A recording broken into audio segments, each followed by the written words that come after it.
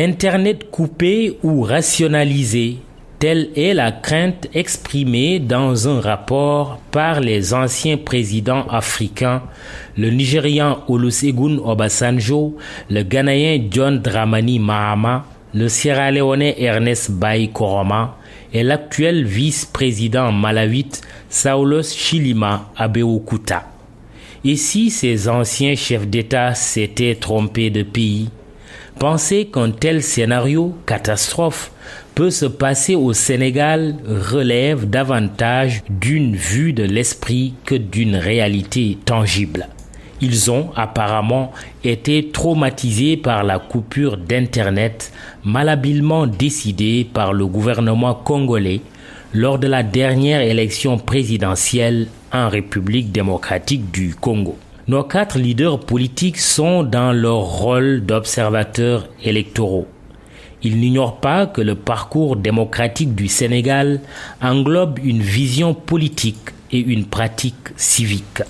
Qui plus est, le bon sens est mieux partagé ici que plébiscité ailleurs. Entendons-nous bien.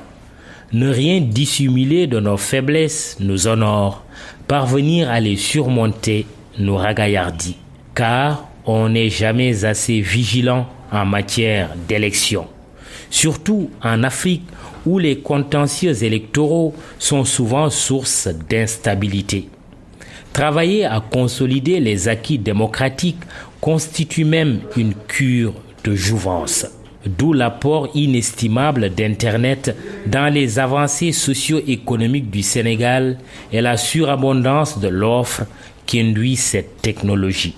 Dès lors, et sans esprit nombriliste, encore moins chauviniste, il est à reconnaître que le Sénégal n'est pas la RDC, avec tout le respect dû à ce joyeux pays.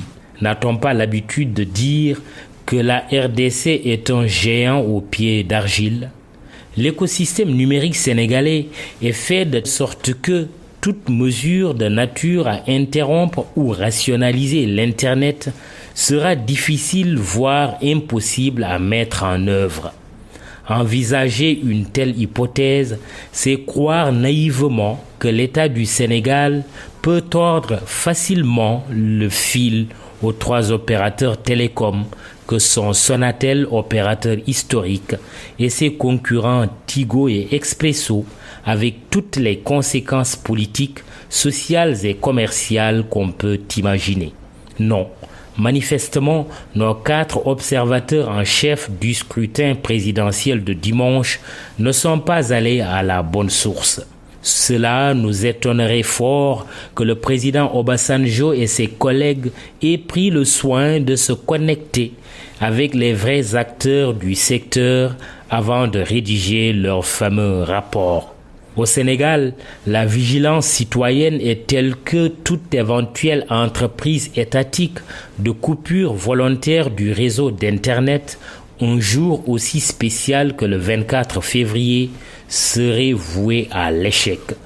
La société civile, en véritable vigie des libertés, avec la presse en première ligne, ne laisserait pas faire. La forte résistance opposée au récent projet de révision du Code des communications électroniques en est la preuve, quoiqu'il ait été adopté par les députés, non sans des garanties réelles pour la liberté d'expression sur la toile. Entre les abus sur les sites d'information en ligne et autres réseaux sociaux, avouons-le, et la nécessité de préserver une liberté constitutionnelle, il y avait bien place à légiférer. Toute surenchère politique mise à part, l'ère des fraudes électorales dans notre pays, à l'échelle industrielle tout au moins, est révolue. Quand c'est le très soupçonneux Ousmane Sonko qui déclare que il n'est pas facile de truquer une élection au Sénégal, il faut le croire. Les 4 adversaires du président sortant qui viennent de mettre sur pied le pôle des 4 et qui réclamaient à la ville et au village la tête du ministre de l'Intérieur n'en font plus leur sujet favori. Aly Ngouille Ndiaye, puisque c'est de lui qu'il s'agit, promet un scrutin transparent. Se sachant attendu, il sait que sa crédibilité est en jeu, tout comme son avenir. Jugeons-le sur pièce. D'autant qu'il a d'illustres prédécesseurs, les généraux Lamine Cissé et Mamadou Niang, dont la notoriété et le respect ont franchi nos frontières. Aly Ngouille Ndiaye a donc de qui tenir. Dimanche n'est pas loin. Avec des milliers d'observateurs nationaux et étrangers, malheur à celui qui s'amusera à vouloir truquer les votes, quel que puisse être le camp auquel appartiendrait le fraudeur ou le saboteur. Aux urnes, citoyens.